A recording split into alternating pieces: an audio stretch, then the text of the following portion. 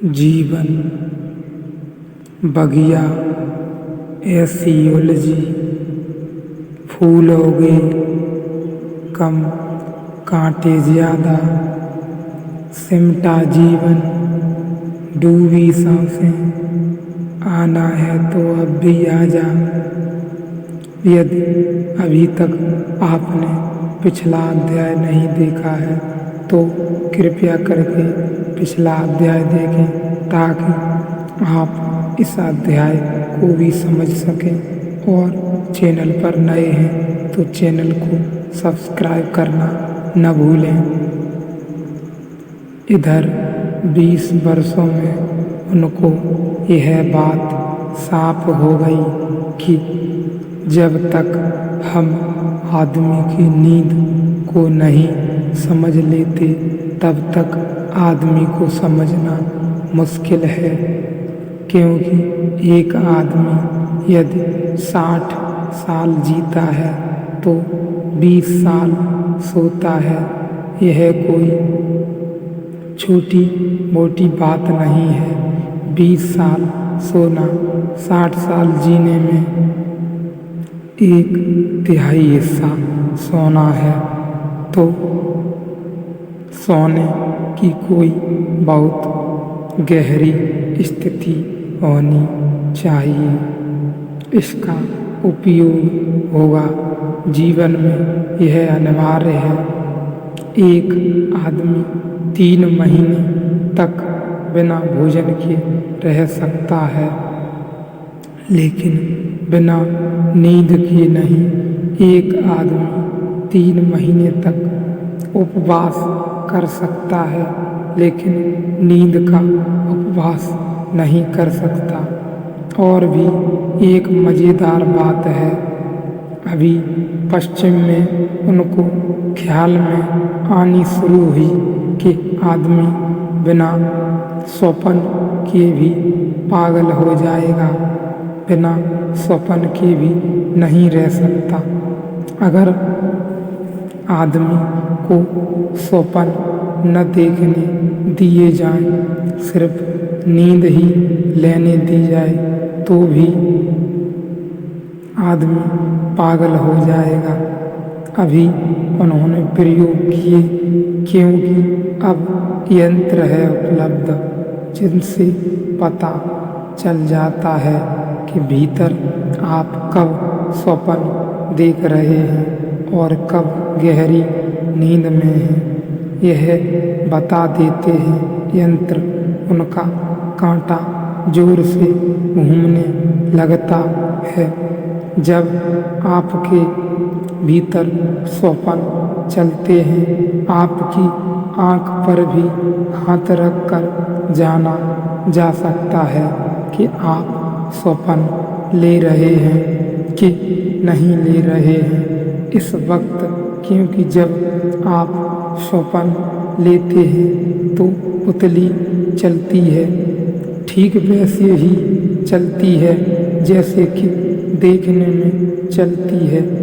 क्योंकि स्वप्न को देखना पड़ता है और धीरे धीरे अब वो पकड़ में आता जा रहा है कि आँख की चलने की गति से तय हो जाएगा कि आप किस तरह का स्वप्न देख रहे हैं। जब आप कोई सेक्सुअल सपना देखते हैं काम वासना का, तो आपकी आँख की पुतली बहुत तेज से चलती है, तो उसके वाइब्रेशन अब ख्याल में आने शुरू हो गए कि वह कितनी तेजी से चलती है।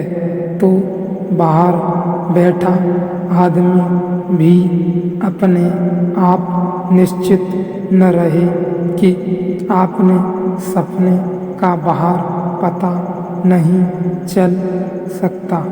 आपके कमरे में बैठा आदमी जान सकता है कि यह आदमी भीतर क्या कर रहा है। आज नहीं कल हम तय कर लेंगे कि क्या आँख की गति क्या क्या होती हैं और आपके मस्तिष्क की नसों में कितने वाइब्रेशंस कब होते हैं, तो पता चल जाएगा कि इस वक्त महात्मा किस तरह का सपना देख रहा है। तो अभी उन्हें पता चला कि अगर आपको सपने न लेने दिए जाएं तो आदमी रात में कोई 8-10 सपने लेता है। बीच बीच में नींद गहरी होती है, फिर सपने आ जाते हैं। तो यंत्र बता देता है कि आप कब सपना ले रहे हैं, तभी आदमी को उठा दिया जाता है। सपना टूट जाता है, उसे फिर सुला देते हैं। जैसे ही सपना उसने फिर शुरू किया कि उसे फिर जगा देते हैं।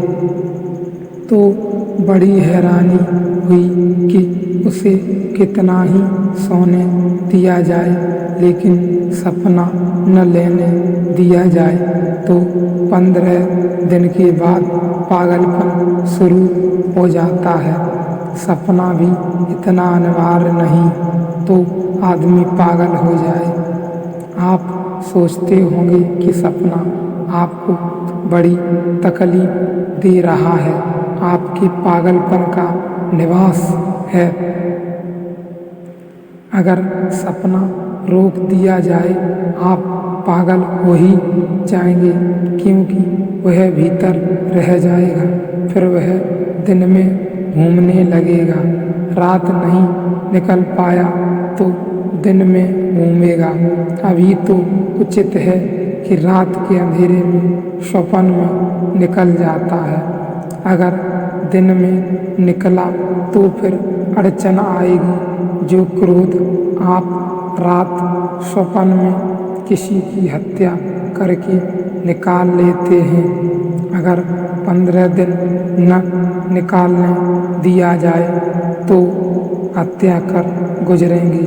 वह इतना इकट्ठा हो जाएगा भीतर कि फिर हत्या करनी पड़ेगी। स्वप्न अनिवार्य है तब तक जीवन तुरी तक न पहुंच जाए, तब तक स्वप्न अनिवार्य है।